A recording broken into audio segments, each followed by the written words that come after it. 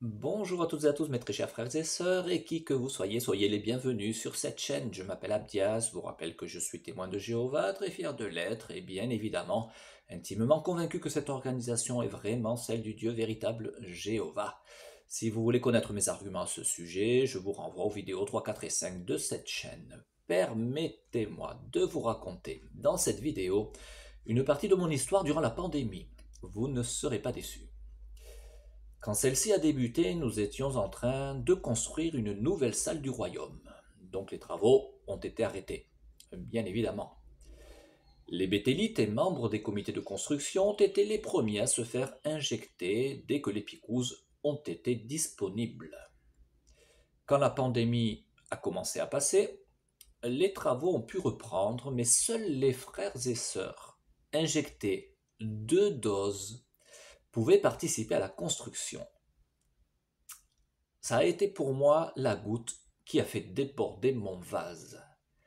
Je m'explique. Cela faisait quelque chose comme peut-être 1 an et 3 mois, voire plus, que la campagne de Picouze avait commencé. Ce qui veut dire que les frères et sœurs picouzés au début de la campagne n'avaient depuis longtemps déjà plus aucune efficacité de leur picouse, puisque celle-ci, selon le narratif officiel mondial, n'avait une efficacité que de 5 mois environ. La question est donc la suivante. Pourquoi l'organisation ne demandait pas le schéma complet de picouse?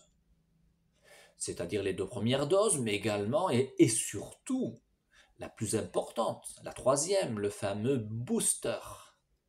Pourquoi l'organisation n'exigeait-elle que 2 doses? La seule réponse qui s'impose et qui me vient à l'esprit est terrifiante pour les témoins de Jéhovah. Les membres du collège central avaient fini par comprendre l'extrême dangerosité de la picouse qu'ils avaient encouragée.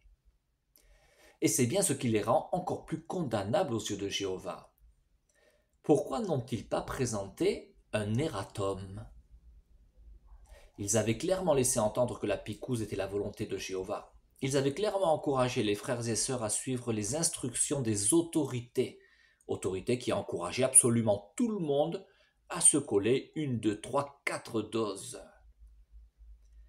Ce qui veut dire que pendant que les membres du collège central avaient peut-être tous cessé de se les coller, si tant est qu'ils s'en soient collés, ne serait-ce qu'une, il y avait des frères et sœurs qui continuaient naïvement de leur obéir, en obéissant aux instructions sanitaires de leur pays, et continuaient à s'en coller 3, 4, voire 5 doses parce qu'ils obéissaient au collège central, leur faisant une totale confiance. Le Bétel a fini par alléger les conditions requises pour participer aux travaux, faute peut-être de main-d'œuvre, je ne sais pas. Nous étions en train de participer à la construction, donc, quand à un moment, je vois un frère ancien de ma congrégation de 35 ans environ assis par terre. Il avait fait un malaise, il était tombé sur son propre casque et s'était ouvert le nez. Il y avait autour de lui un groupe de frères et sœurs. Il est raccompagné chez lui. Personnellement, je vais voir le responsable du chantier, un ancien, bien évidemment, pour lui dire que demander aux frères et sœurs de faire des travaux particulièrement physiques avec le masque était tout à fait anormal et dangereux, pouvant provoquer un manque d'oxygène évident, pensant que c'était cela qui avait provoqué le malaise du frère en question. 2 jours plus tard, l'obligation du port du masque avait été levée pour les travaux, mais les frères locaux devaient travailler à une certaine distance des frères et sœurs du comité de construction. Mais quelle n'a pas été ma triste surprise quand, en prédication, dans le creux de mon oreille, quelque temps plus tard, un autre ancien me confiait que le malaise qu'avait fait le frère en question après examens médicaux était dû à un problème de cœur. Eh oui,